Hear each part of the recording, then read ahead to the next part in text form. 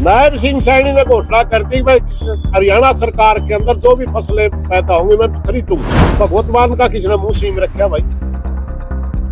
भगवत मान का मुंह तो नहीं सीम रखा, उसका किसान बैठा बॉर्डर पे, उसने भी घोषणा करनी चाहिए भाई मेरे स्टेट के अंदर जो फसल पैदा होगी मैं खरीदूंगा। जहां जो आंदोलन हो रहा है उसकी लॉ एंड ऑर्डर की जिम्मेवारी उसकी होती है। एक बात तो मैं पूछूंगा भगवत मान से, नायब सिंह सैनी ने घोषणा कर दी भाई हरियाणा सरकार के अंदर जो भी फसलें पैदा होंगी मैं खरीदूंगा, चाहे उसने झूठी कर दी। मान लो किसान की भाषा में किसान तो खरीद की गारंटी मांगता है, गारंटी का कानून मांगता है। कानून में तो ये भी होगा भाई कोई खरीदेगा नहीं तो पनिशमेंट होगा उसका जो नीचे खरीदेगा। कानून नहीं है ये, लेकिन सीएम ने घोषणा कर दी। सीएम भी अपनी जगह बहुत बड़ी चीज होता है। भगवत मान का किसी ने मुंह सीम रखा भाई?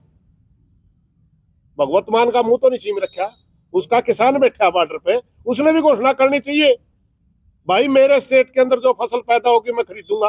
राजस्थान वाला ने भी करनी चाहिए, यूपी वाला ने भी करनी चाहिए। जब पूरे देश के सीएम यह घोषणा कर देंगे, मोदी ने अपने आप पता चल जाएगा किसान की मांग सारे स्टेटों वाले मांगने लग रहे हैं, फिर मोदी कितने दिन लड़ सकेगा?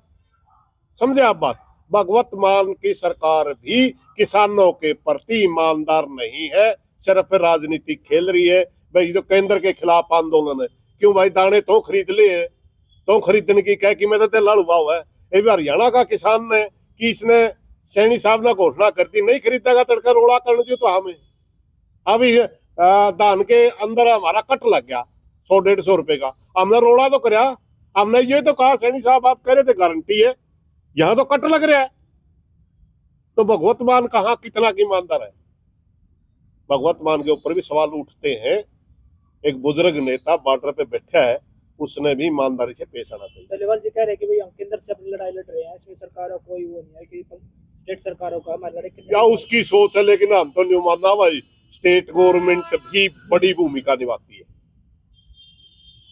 एक बात मैं बताऊं, ये सही है किसी भी स्टेट गवर्नमेंट के पास इतना फंड नहीं होता कि अपने प्रदेश की सारी फसल वो खरीद ले, ये सच्चाई है।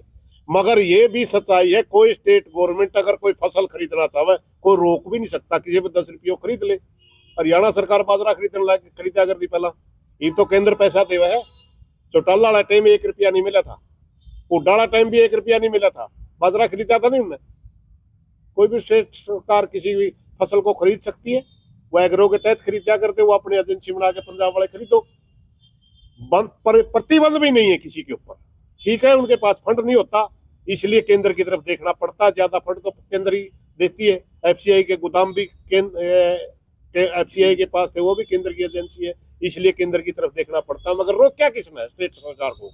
कोई भी सरकार खरीदे।